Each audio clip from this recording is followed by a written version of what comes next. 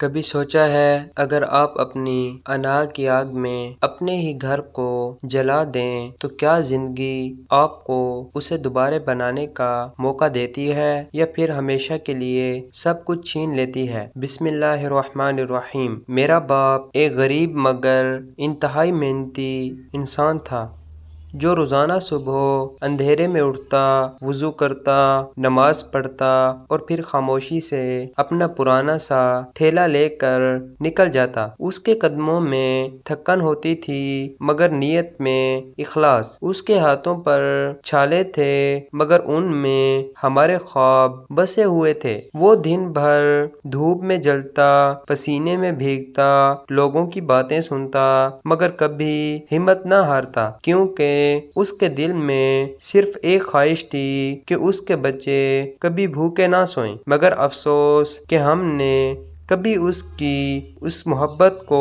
محسوس نہ کیا۔ ہم نے ہمیشہ لوگوں کی باتوں کو سنا۔ محلے والے جب بھی ہمیں دیکھتے تو طنزیہ ہنسی کے ساتھ کہتے، یہ وہی بچے ہیں نا جس کا باپ ٹھیلا لگاتا ہے، اور یہ جملے ہمارے دلوں میں زہر کی طرح گھلتے گئے۔ ہمیں اپنے ہی باپ سے شرمندگی ہونے لگی۔ ہم اس کی محنت کو نہیں بلکہ اس کے پیشے کو دیکھنے لگے۔ ہم نے اس کی قربانیوں کو نہیں بلکہ لوگوں کے طعنوں کو اہمیت دی۔ وقت گزرتا گیا اور ہماری سوچ مزید بگڑتی گئی۔ پھر ایک دن ہمارے بھائی کی نوکری لگ گئی۔ وہ دن ہمارے لیے کسی عید سے کم نہ تھا۔ ہمیں لگا کہ اب ہماری زندگی بدل جائے گی۔ اب ہمیں کسی کے سامنے جھکنے کی ضرورت نہیں رہے گی۔ اب ہم بھی عزت دار لوگوں میں شمار ہوں گے۔ مگر یہی وہ لمحہ تھا جہاں سے ہماری تباہی کا آغاز ہوا۔ ہم نے اپنے ہی باپ کو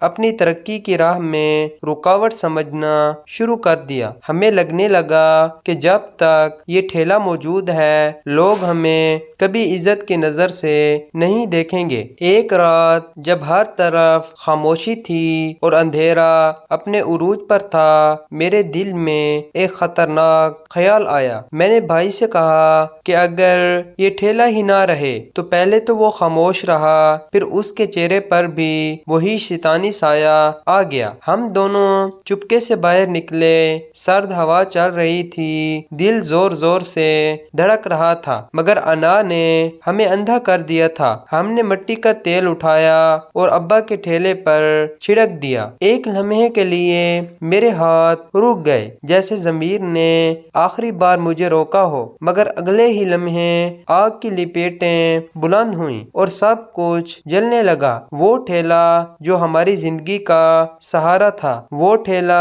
جس نے ہمیں بھوک سے بچایا، وہ ٹھیلا جس میں ابا کی ساری محنت بسی تھی، وہ سب راکھ بن گیا۔ ہم دور کھڑے یہ سب دیکھتے رہے اور شاید اسی لمحے ہم نے اپنی قسمت بھی جلا دی تھی۔ اگلی صبح جب ابا نے جلا ہوا ٹھیلا دیکھا تو وہ کچھ لمحوں کے لیے ساکت ہو گئے، پھر آہستہ آہستہ زمین پر بیٹھ گئے۔ ان کے ہاتھ کانپ رہے تھے، آنکھوں سے آنسو بہہ رہے تھے مگر لب خاموش تھے۔ وہ منظر ایسا تھا جیسے کسی نے ان کی پوری زندگی چھین لی ہو۔ چند ہی دنوں میں وہ بیمار پڑ گئے، ان کی آواز کمزور ہو گئی، کمر جھک گئی، آنکھوں کی روشنی مدھم پڑ گئی، مگر انہوں نے کبھی ہم سے سوال نہ کیا، کبھی ہمیں الزام نہ دیا، صرف ایک دن آہستہ سے کہا، بیٹا شاید اب میں کمانے کے قابل نہیں رہا۔ ان کے یہ الفاظ میرے دل میں تیر کی طرح لگے مگر میں پھر بھی اپنے غرور میں ڈوبا رہا۔ وقت گزرتا گیا اور بھائی کا رویہ بدلنے لگا۔ جس بھائی پر ہمیں فخر تھا وہی ہمیں تانے دینے لگا، تم لوگ بوجھ ہو، کچھ نہیں کرتے۔ وہ ہمیں ذلیل کرتا، ہمیں کھانے کے لیے ترساتا اور ہم خاموشی سے سب برداشت کرتے رہے کیونکہ ہم جانتے تھے کہ ہم نے خود اپنا سہارا ختم کیا تھا۔ ایک دن اس کا غصہ حد سے بڑھ گیا۔ اس نے ہمیں دروازے سے دھکا دیا اور کہا، نکل جاؤ میرے گھر سے، اب تمہارا یہاں کوئی حق نہیں۔ وہ گھر جو کبھی ہمارا تھا ایک لمحے میں اجنبی ہو گیا۔ ہم رات کے اندھیرے میں سڑکوں پر آ گئے، بھوک سے پیٹ جل رہا تھا، آنکھوں میں آنسو تھے، دل میں پچھتاوے کا طوفان تھا۔ ہم گلیوں میں بھٹکتے رہے، ہر دروازہ ہمارے لیے بند تھا۔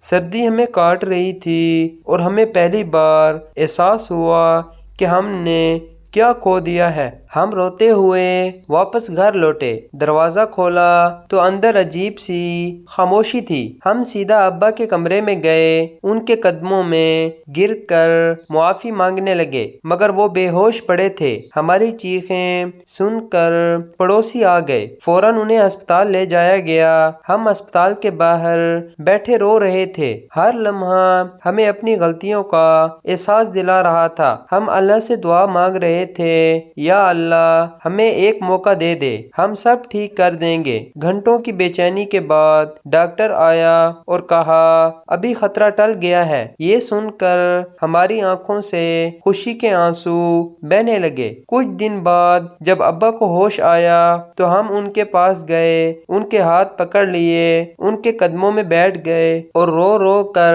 معافی مانگنے لگے۔ ابا ہمیں معاف کر دیں، ہم سے بہت بڑی غلطی ہو گئی۔ ابا نے کمزور سی مسکراہٹ کے ساتھ ہمارے سر پر ہاتھ رکھا اور کہا بیٹا، باپ کبھی اپنے بچوں سے ناراض نہیں ہوتا۔ یہ سن کر ہم ٹوٹ کر رو پڑے۔ اس دن کے بعد ہماری زندگی بدل گئی۔ ہم نے محنت شروع کی، بھائی نے بھی اپنی غلطی مان لی۔ ہم نے مل کر پیسے جمع کیے، دن رات کام کیا اور ایک دن ابا کے لیے نیا ٹھیلا خریدا، اس بار پہلے سے بڑا، خوبصورت اور مضبوط۔ جب ہم نے ابا کو وہ ٹھیلا دیا تو ان کی آنکھوں میں آنسو آ گئے، مگر اس بار یہ آنسو دکھ کے نہیں بلکہ خوشی کے تھے۔ انہوں نے ہمیں گلے لگا لیا۔